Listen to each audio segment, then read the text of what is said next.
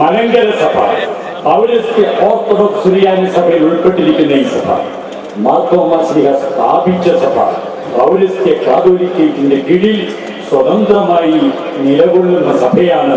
ആ സഭയെ പരിചയപ്പെടുത്തിയപ്പോൾ അന്ത്യോക്യ പാത്രിക്കീസുമായിട്ടുള്ള ബന്ധം അവിടെ കാണിച്ചു എന്ന് മാത്രമേ ഉള്ളൂ. മറ്റൊരു കാര്യം കൂടെ ഭരണഘടനയിലുള്ളത് എനിക്ക് പറയുവാൻ എന്നെ ചുമതലപ്പെടുത്തിയിട്ടുണ്ട്. പാത്രിയർക്കീസിനെ മലങ്കര സഭ മാനിക്കുന്നു ഭരണഘടന പ്രകാരം. ശരിയാണ്. അബ്ദുൽ മിശിയ പാത്രിയർക്കീസ് ബാവ ഇവിടെ കാതോലിക്കയ്ക്ക് സ്ഥാപിച്ചുകൊണ്ട് 2 കൽപ്പനകൾ പുറപ്പെടുവിച്ചു. ശ്രദ്ധയോടെ കേട്ടു. ആ 2 കൽപ്പനയിൽ അബ്ദുൽ മിശിയ പാത്രിയർക്കീസ് ബാവ പറയുന്നത് 5 കാര്യങ്ങളാണ്. ഒന്ന്, മലങ്കരയിൽ സ്വതന്ത്രമായി പ്രവർത്തിക്കുവാൻ അധികാരമുള്ള ഒരു കാതോലിക്കയ്ക്ക് സ്ഥാപിച്ചില്ലെങ്കിൽ ഈ സഭ വളരുകയില്ല എന്ന് നമുക്ക് ബോധ്യപ്പെട്ടിരിക്കുന്നു. 2, മലങ്കര സഭയിലെ കാതോലിക്കയ്ക്ക് പരിശുദ്ധനായ മാർത്തോമാ ശ്ലീഹായുടെ സിംഹാസനത്തിൽ അദ്ദേഹത്തിന്റെ പിൻഗാമിയായി വാഴിക്കപ്പെട്ടിരിക്കുന്നു. 3, മെത്രാപ്പൊലീത്തമാരെ വാഴിക്കുവാനും മൂറോൻ കൂദാശ ചെയ്യുവാനും ഈ കാതോലിക്ക ബാവയ്ക്ക് മലങ്കര സഭയ്ക്ക് അധികാരമുണ്ടായിരിക്കുന്നതാണ്. അതിന് പാത്രിയർക്കീസിനെ സമീപിക്കേണ്ടതില്ല. 4, ഈ സഭയ്ക്ക് ആവശ്യമുള്ള മെത്രാപ്പൊലീത്തമാരെ ഈ സഭയ്ക്ക് തിരഞ്ഞെടുക്കുവാനും വാഴിക്കുവാനും അധികാരമുണ്ട്. അതിൽ നിന്ന് അവരെ വിലക്കുവാൻ ഒരിക്കലും അധികാരമില്ല. 5, അദ്ദേഹത്തിന്റെ കൽപ്പനയിൽ തന്നിരിക്കുന്നത് അന്ത്യോക്യ സിംഹാസനവുമായി മലങ്കര സഭയ്ക്കുണ്ടായിരുന്ന സ്നേഹബന്ധം നിലനിർത്തണം. പൊന്ന് തിരുമേനി അടിയങ്ങൾ അതിൽ നിന്നും ചെയ്തുകൊണ്ടിരിക്കുന്നു. അതുകൊണ്ട് പാത്രിയർക്കീസിനെ നാം ആദരിക്കാം. പാത്രിയർക്കീസ് ബാവായെ കാതോലിക്ക വാഴ്ചയ്ക്ക് നമ്മൾ ക്ഷണിക്കും. ക്ഷണിച്ചാൽ വരാം, വന്നാൽ വന്ന കാര്യം നടത്തിയിട്ട് പോകാം.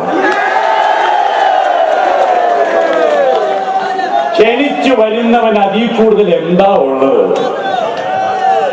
കാതോലിക്കയുടെ പേരിൽ ഏതെങ്കിലും പരാതി ഉണ്ടായി അത് സംബന്ധിച്ച് സുന്നതദോസ് കൂടുന്ന അവസരത്തിൽ അന്ത്യോക്യ പാത്രിയർക്കീസിനെ ക്ഷണിക്കാൻ ക്ഷണം സ്വീകരിച്ചു വന്നാൽ സിന്നഡിന്റെ അധ്യക്ഷത അത് അലങ്കരിക്കുവാൻ അദ്ദേഹത്തെ മലങ്കര സഭ അനുവദിച്ചിട്ടുണ്ട്.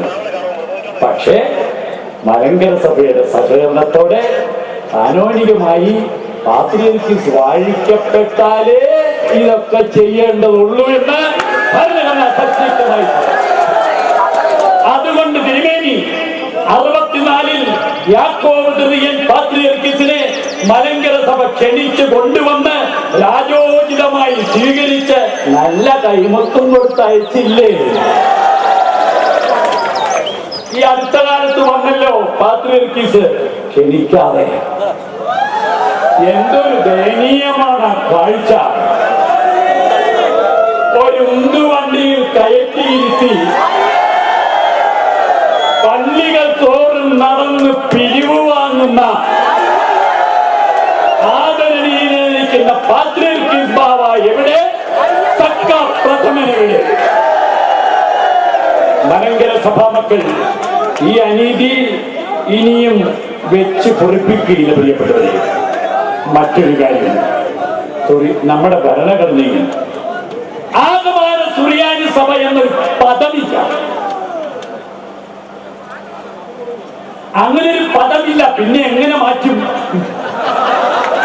അങ്ങനെ ഒരു പദമില്ല. അതൊരു കണ്ടമാന പ്രയോഗമാണ്.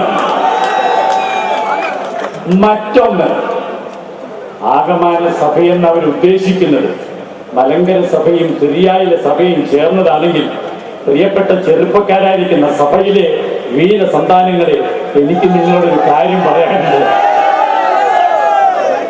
ഈ സഭ രണ്ടും ചേരുന്നതാണ് ആ ആഗമന സഭയെങ്കിൽ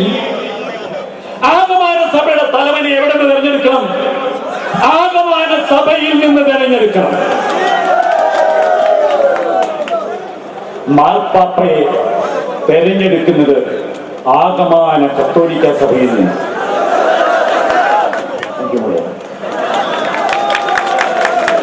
ഏതൊരു കർദിനാൾക്കും, ഇന്ത്യയിലെ കർദിനാൾക്കും മാർപ്പാപ്പയാകാൻ അവകാശമുണ്ട്. അതുകൊണ്ട് ഇന്ത്യക്കാർ മാർപ്പാപ്പയെ അംഗീകരിക്കും. പക്ഷേ പാത്രിയർക്കീസിന് സിറിയക്കാർക്ക് മാത്രമേ സ്ഥാനമുള്ളൂ. സിറിയക്കാരന് മാത്രമേ പാത്രിയർക്കീസായിട്ട് നിൽക്കാൻ പറ്റൂ.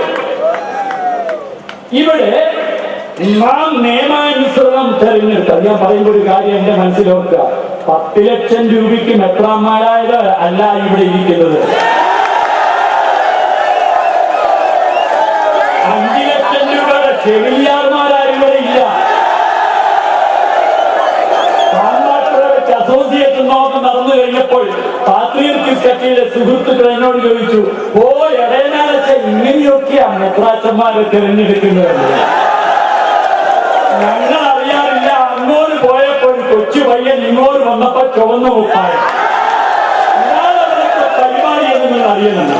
പ്രിയപ്പെട്ടവരെ, ഇത്ര നികൃഷ്ടമായ ഒരു സഭയും ഒരു സഭാ നേതാവും ഇതുവരെ ലോകം കണ്ടിട്ടില്ലെന്നാണ് ആ രാഷ്ട്രീയ നേതാവ് പറഞ്ഞത്.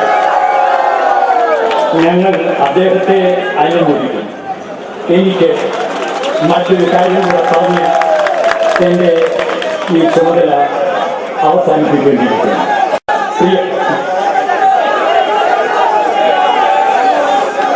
Thank you.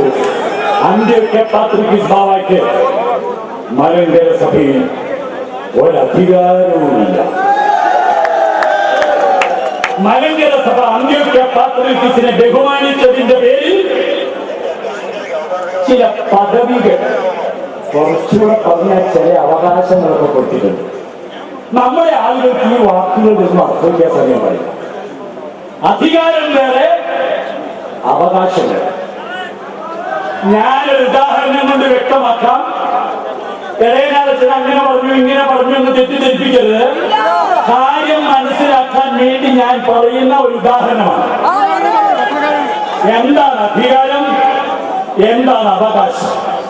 ഞങ്ങളുടെ വടക്കൻ പ്രദേശത്ത് കല്യാണത്തിന്റെ തലേ ദിവസം മണവാളച്ചെറുക്കിന് ക്ഷവരം ചെയ്യാൻ വരുന്ന ബാർബറിന് ചില അവകാശങ്ങളുണ്ട്.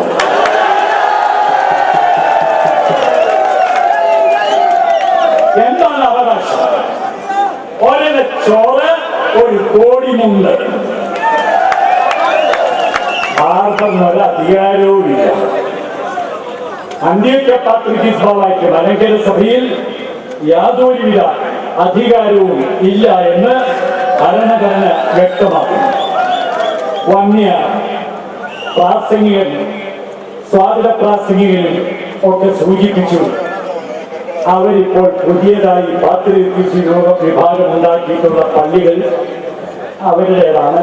അത് അവർക്ക് കിട്ടുള്ളൂ. മക്കളെ, നിങ്ങൾക്കറിയാമോ, ഒരു സത്യം അറിയാമോ?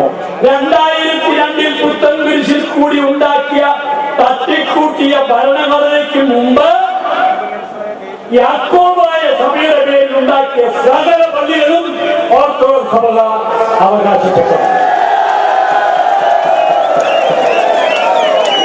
നിയമത്തിനോട് ചോദിച്ചു, യാക്കോബായ സഭയെന്ന് വിളിക്കാതെ അന്ത്യോക്യ വിശ്വാസം ഉണ്ടാക്കി എന്ന് പറഞ്ഞാൽ കുഴപ്പമില്ല.